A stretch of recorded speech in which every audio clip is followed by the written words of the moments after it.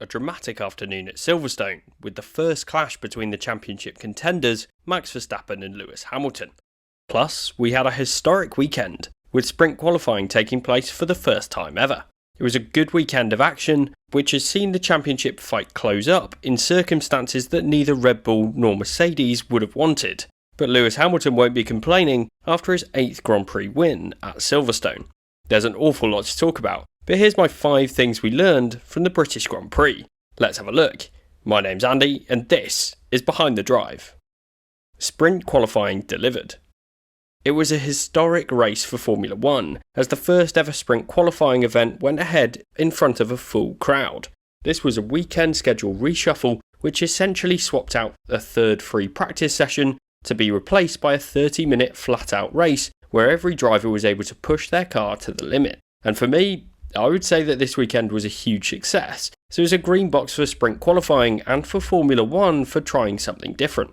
I'm going to be making a separate video discussing the sprint qualifying event, so make sure to hit the subscribe button to be the first to know when I release my full opinion on this new structure. But to summarise, I like the fact that Formula 1 is trying new things. Sure, changes have been hit and miss in the past, thinking back to that knockout qualifying format that somehow lasted for 2 races at the start of 2016. But Formula 1 management want to increase the spectacle of the sport, and in my view, it did exactly that this weekend.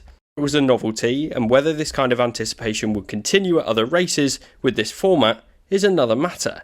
But there is no doubt that there was a significant amount of excitement around this weekend format, and I would say it was better than I had expected.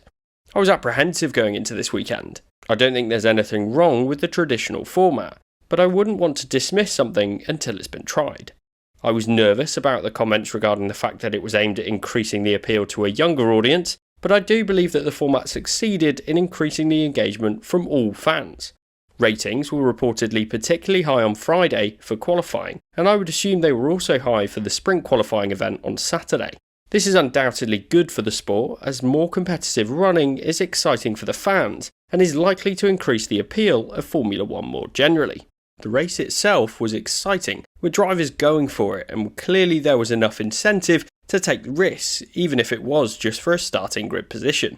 I think there are a couple of tweaks that I'd like to be seen made, which I'll look at in that video that I mentioned earlier. But overall, it was a great outcome for Formula 1, and it's something that I think I'd like to see more of.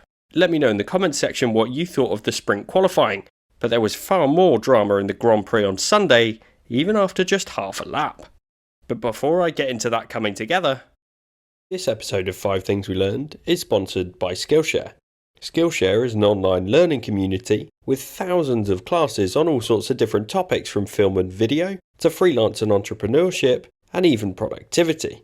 And it's in this productivity topic that I found this class by Thomas Frank called Real Productivity: How to Build Habits That Last. It's an interesting, easy to digest class which changed my thinking on building good habits and sticking to them. And I've taken some of these ideas and applied them to making better quality scripts and videos on Behind the Drive for the future. Skillshare is curated specifically for learning, with classes at all experience levels. There are no ads to get in your way, and they are always launching new premium classes for you to enjoy. The first 1,000 of my subscribers to click the top link in the description of this video will get a 1-month free trial of Skillshare, so you can start exploring your creativity today by joining the online learning community. Thanks Skillshare for sponsoring this video. The title contenders clash. It was going to happen at some point this season, but the 2 title contenders have come together in a huge crash for the first time this season. The niceties of the first few races this year are over, and the gloves are well and truly off now in this championship battle. Before I look at the crash, I have to say I'm hugely thankful that Max Verstappen was fortunate enough to walk away from the incident after a huge side impact into the barrier at Copse. But in terms of the incident itself, it was tough to call. Both drivers were pushing the limits during the opening stages of the lap, with the pair making contact into turn 1 and almost making contact later on before they're coming together at Copse. For me, it was a gutsy move to go for it into that corner from Lewis Hamilton. Overtakes there aren't impossible, as we saw Alex Albon make a move on Kimi Raikkonen round the outside there at the 70th anniversary Grand Prix at Silverstone last year.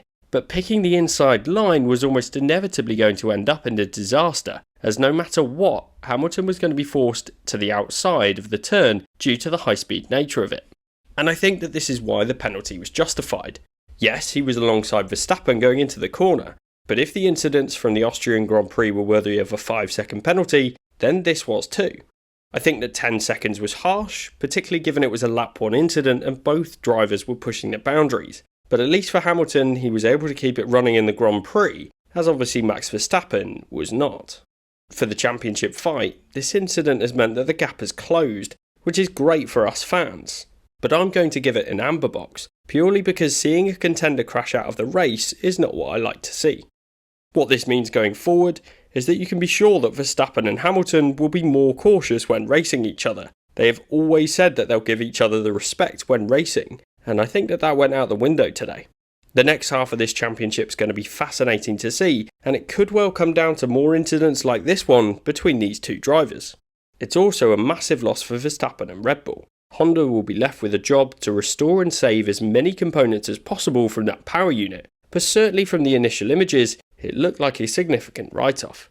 Given the power unit element restrictions, this could well result in grid penalties later this year, and given the financial regulations, it could mean less money can be spent on developing the Red Bull car in 2021, and their prospects for 2022. Meanwhile, Lewis Hamilton took his 10-second penalty and still found a way to come back and win the race. And who would doubt the British driver at Silverstone, who's now won 8 Grand Prix at this venue? Not only this, but he even made the move on Charles Leclerc at Copse by going down the inside. I'm sure Red Bull will be gutted based on the performance in the sprint race yesterday, as it should really have been Max Verstappen out at the front. So I expect Max will be fighting Lewis particularly hard from now on, after his championship lead was cut by 25 points today to now just 8 points between them. Sure, this isn't the way we'd like to see it, but boy is it good to see the championship battle close up. Charles Leclerc almost seizes his opportunity. For Ferrari and Charles Leclerc, I have to say I'm gutted for them both, as they've had a real opportunity this weekend after a great Friday qualifying performance and a bit of luck in the race. The Monegasque driver potentially had one of the quietest sprint races of anyone, as he started and finished 4th with little to note from his 17 laps.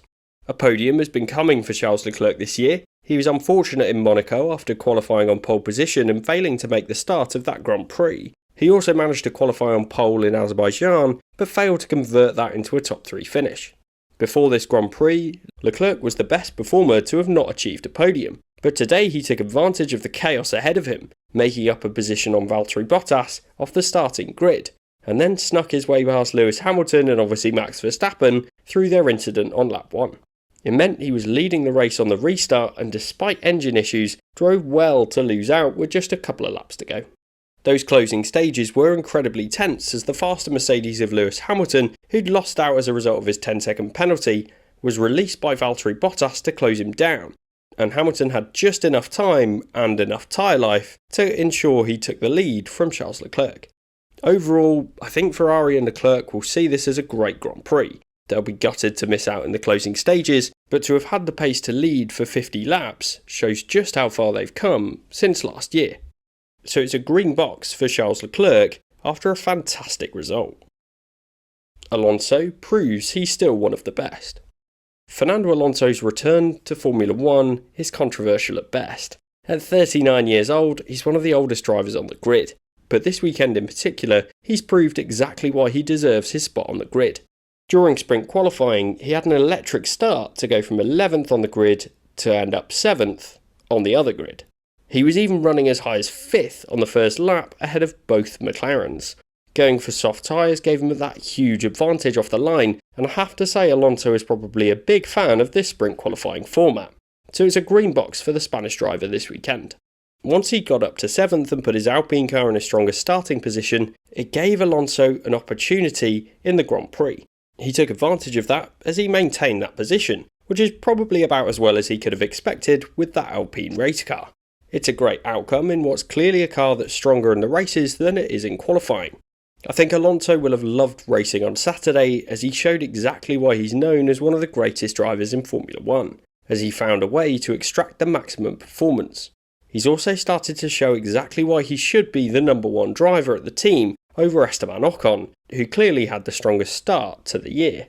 Alonso did get unlucky with a slow pit stop from his Alpine mechanics, but he was still in a good enough position to hang on to 7th and probably wouldn't have made it up to 6th if his stop had gone any faster. Alonso will be ready and raring to go for the new regulations in 2022, especially if there are more of these sprint race events. If he has the right car underneath him, you couldn't write him off to compete for race wins, as he's proved on Saturday that he's still capable of competing with the best drivers in the world. Perez struggles after a disappointing mistake.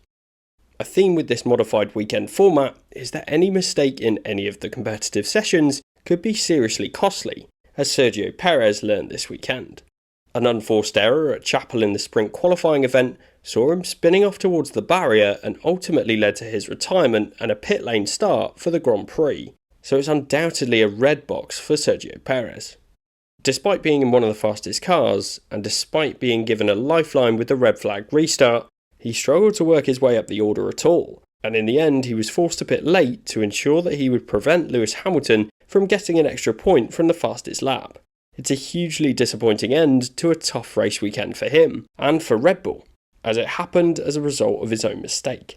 Perez has shown glimpses of brilliance this year, but he needs to up the consistency if he wants to help deliver a world championship for Red Bull. Even without the incident between the championship contenders, I wouldn't be surprised if Mercedes would have been able to put the pressure on Verstappen, as they actually had two drivers in the fight.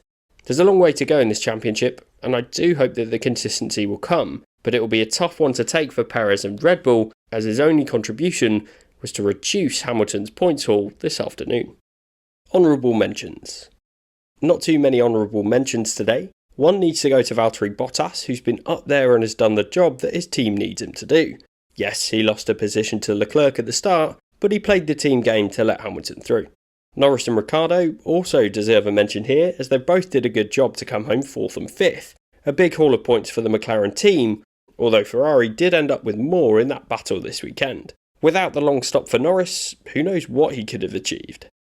What did you learn from the race, and what did I miss? Let me know in the comments, and if you enjoyed the video and watched this far, then leave a like and hit the subscribe button for more in the future.